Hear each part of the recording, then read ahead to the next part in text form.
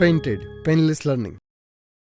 નમસ્કાર વિદ્યાર્થી મિત્રો, આજે આપણે ધોરણ 8 વિષય સામાજિક વિજ્ઞાન પાઠ 18 સામાજિક ન્યાય અને સામાજિક વિસંગતતા જે સ્વ અધ્યયન પોથી છે એનું સોલ્યુશન લઈ તમારી સમક્ષ રજૂ થયા છીએ. પહેલો જ પ્રશ્ન છે, વિકલ્પોમાંથી સાચો વિકલ્પ પસંદ કરીને લખો. સામાજિક ન્યાયનો મુખ્ય હેતુ શું છે? સમાજની નવરચના કરવાનો. સામાજિક અસમાનતા માટે નીચેના પૈકી કયા પરિબળો જવાબદાર છે? તો ભાઈ આપેલ તમામ, એટલે કે શિક્ષણનો અભાવ, સામાજિક ફરી રિવાજો, કાયદાની જાણકારીનો અભાવ, આ બધા. ભારત દેશમાં નીચેના પૈકી કયો સમુદાય લઘુમતી સમુદાય તરીકે ઓળખાતો નથી? હિન્દુ સમુદાય. સામાજિક શૈક્ષણિક રીતે પછાત વર્ગ માટે કયો શબ્દ પ્રચલિત છે? ઓબીસી. માનવ અધિકારોની ઘોષણા કઈ સંસ્થા દ્વારા કરવામાં આવે? સંયુક્ત રાષ્ટ્રો યુએન દ્વારા. 10 ડિસેમ્બરને કયા દિવસ તરીકે? માનવ અધિકાર દિવસ. બાળ અધિકાર દિવસ 20 નવેમ્બર. નીચેના વિધાનો સાચા કે ખોટા તે જણાવો. સામાજિક અસમાનતા લોકશાહીને મજબૂત બનાવે. ખોટું. 14 વર્ષની ઉંમરના બાળકને હોટલમાં કામે રાખી શકાય. ખોટું. ભારતમાં વસતા તમામ લોકોનો આવક એકસરખી. ખોટું. પંચવર્ષીય યોજનામાં ખાસ વર્ગો માટે વિશેષ જોગવાઈ કરવામાં આવી છે. સાચું. બાળ અધિકારોની ઘોષણા સંયુક્ત રાષ્ટ્રો દ્વારા કરવામાં આવી છે. સાચું.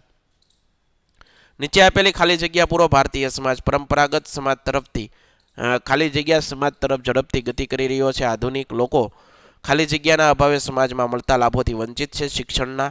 ભારત વિશ્વની સૌથી મોટી લોકશાહી શાસન વ્યવસ્થા ધરાવતો દેશ. શૈક્ષણિક સંસ્થાઓમાં પ્રવેશ માટે ખાસ વર્ગો માટે અનામતની જોગવાઈ કરવામાં આવી છે. વ્યક્તિને ગૌરવપૂર્ણ જીવન જીવવા માટે મૂળભૂત અધિકાર મદદ બને છે.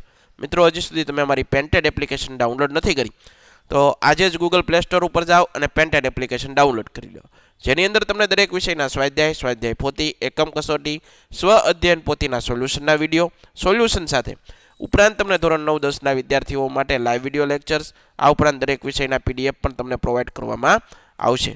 ભાવનગરની અંદર તમે વસવાટ કરો છો તો તેના માટે ધોરણ 8 થી 12ના તમામ વિષયોનું ખૂબ સરસ મજાનું કોચિંગ પૂરું પાડતી કોચિંગ ઇન્સ્ટિટ્યૂટ એટલે કે આલ્ફા એકેડમી કાર્યરત છે. તમે એનો સંપર્ક કરી શકો, એનો જોડાઈ શકો. બીજું, તમને અમારા યુટ્યુબની અંદર વિડીયો ગમતા હોય તો અમારી એક યુટ્યુબ ચેનલ પણ ચાલી રહી છે, પેન્ટેડ યુટ્યુબ ચેનલ. હજી સુધી સબસ્ક્રાઇબ નથી કરી તો આજે જ સબસ્ક્રાઇબ કરો અને તમારા મિત્રોને શેર કરો. સામાજિક ન્યાય એટલે શું? સામાજિક ન્યાય શબ્દોમાં સામાજિક શબ્દ સમાજમાં રહેતા બધા લોકોને સંદર્ભે છે, જ્યારે ન્યાય શબ્દ વ્યક્તિની સ્વતંત્રતા, સમાનતા અને અન્ય અધિકારો સાથે સંબંધિત છે. આપણા દેશમાં કેવી સામાજિક અસમાનતાઓ જોવા મળે છે? આપણા દેશમાં શિક્ષણ, રોજગારી, આવક, લિંગ, જાતિ વગેરે બાબતમાં સામાજિક અસમાનતા જોવા મળે છે. શોષિત અને વંચિત રહેલા વર્ગોના ઉત્થાનની જવાબદારી કોની છે? શોષિત અને વંચિત રહેલા વર્ગોના ઉત્થાનની જવાબદારી સમગ્ર સમાજની છે. વંચિત વર્ગોમાં શિક્ષણનું પ્રમાણ વધારવા માટે બંધારણમાં કઈ વિશેષ જોગવાઈ કરવામાં આવી છે? વંચિત વર્ગોમાં શિક્ષણનું પ્રમાણ વધારવા માટે શૈક્ષણિક સંસ્થાના પ્રવેશ માટે કેટલીક બેઠકો અનામત રાખવામાં આવી છે. ભારતના બંધારણમાં કયા કયા વર્ગો માટે વિશિષ્ટ જોગવાઈઓ કરવામાં આવી છે? ભારતના બંધારણમાં અનુસૂચિત જાતિ, અનુસૂચિત જનજાતિ, વિચરતી જાતિ, સામાજિક અને શૈક્ષણિક રીતે પછાત વર્ગ, અલ્પસંખ્યક સમુદાયો વગેરેના રક્ષણ, કલ્યાણ અને વિકાસ માટે બંધારણીય જોગવાઈઓ કરવામાં આવી છે.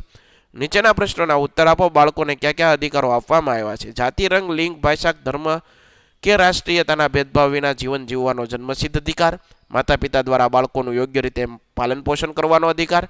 પોતાના વ્યક્તિત્વના વિકાસ માટે શિક્ષણ મેળવવાનો અધિકાર. તંદુરસ્ત સ્વસ્થ જીવન જીવવાનો અધિકાર. પોતાના ધર્મ, પોતાના સમુદાયમાં રહેવાનો અને સંસ્કૃતિને જાળવવાનો અધિકાર. પોતાની અભિવ્યક્તિ કરવાનો અધિકાર. શરીરને કે માનસિક હિંસા, શોષણ, યાતના સામે રક્ષણ એ પણ કરવો અધિકાર છે આપણો. સામાજિક સુરક્ષા, યોગ્ય જીવન સ્તરના પ્રાપ્ત કરવાનો અધિકાર. અનુસૂચિત જનજાતિના લોકો આર્થિક સામાજિક દ્રષ્ટિથી છાતી પાછળ રહી ગયા. લોકોમાં શિક્ષણના અભાવને લીધે તેના સમાજમાં મળતા લાભોથી ઘણા વંચિત રહી જાય છે. ઘણીવાર કાયદાની જાણકારીના અભાવે પણ અનુસૂચિત જાતિના લોકો સામાજિક અને અસમાનતાની સ્થિતિમાં મુકાય છે. તેના સમાજમાં જોવા મળતા કુરિવાજોને કારણે તેઓમાં સામાજિક આર્થિક વિકાસ નીચો જોવા મળે છે. આવા સમાજમાં રૂઢ થયેલી માન્યતાને કારણે વ્યક્તિ નવી બાબતો કે પરિવર્તનોને કારણે પણ એમાં શિક્ષણનું સ્તર ઓછું છે.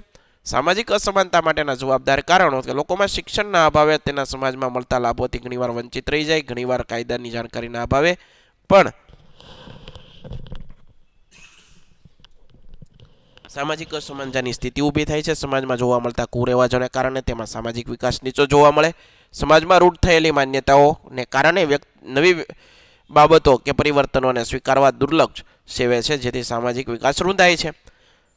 આ ઉપરાંત આગળ વધીએ તો ટૂંક નોંધ લખવાના માનવ અધિકારો. દરેક માનવીને જાતિ, ધર્મ, ભાષા, રાષ્ટ્રીયતાના કોઈ પણ ભેદભાવના સીમાડા વિના સન્માન અને ગૌરવપૂર્ણ જીવન જીવવા માટે જરૂરી ઉપયોગી મૂળભૂત અધિકારો જે તમારા રાઇટ છે, તમારા ફંડામેન્ટલ રાઇટ છે, એને માનવ અધિકારો કહેવામાં આવે છે. સંયુક્ત રાષ્ટ્રોએ માનવ અધિકારોની ઘોષણા કરી છે. માનવ અધિકારો તો કે ભાઈ પર્યાપ્ત ખોરાક, રહેઠાણ, પાણી, સ્વચ્છતાનો અધિકાર, કામ કરવાનો, વેતન મેળવવાનો અધિકાર, શિક્ષણ મેળવવું એ આપણો અધિકાર છે. અભિવ્યક્તિની સ્વતંત્રતા, તમે વાણી વિચાર બોલી શકો છો. સંપત્તિનો અધિકાર, ગોપનીયતાનો અધિકાર, બરોબર, આ બધા અધિકારો છે.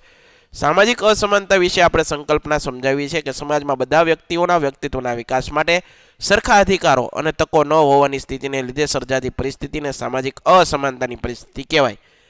અનામત, સામાજિક અને શૈક્ષણિક રીતે પછાતપણું દૂર કરવા સરકારી નોકરી, શૈક્ષણિક સંસ્થાઓ, અનુસૂચિત જાતિ, અનુસૂચિત જનજાતિ, પછાત વર્ગના સમુદાયોને પૂરતું પ્રતિનિધિત્વ આપવાના ઉદ્દેશ સાથે ભારત સરકારે ભારતીય કાયદાની મદદથી તમામ સરકારી, જાહેર અને ખાનગી શિક્ષણ સંસ્થાઓની જગ્યાએ બેઠકો અનામત કરી અને પછાત વર્ગો, અનુસૂચિત જાતિઓ, જનજાતિઓનો કોટા સિસ્ટમ એટલે કે અનામત વ્યવસ્થા પૂરી પાડવામાં આવી છે.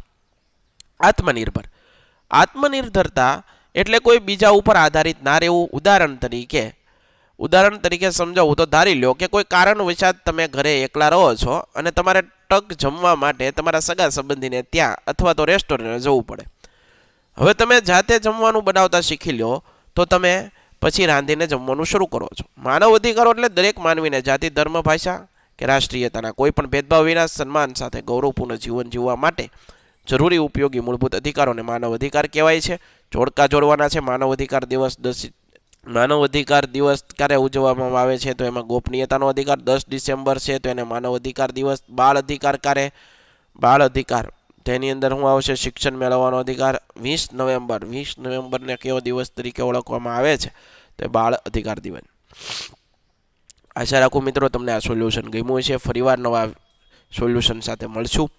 ત્યાં સુધી અમને રજા આપો. જય હિન્દ, જય ભારત, ધન્યવાદ. Painted, Painless Learning.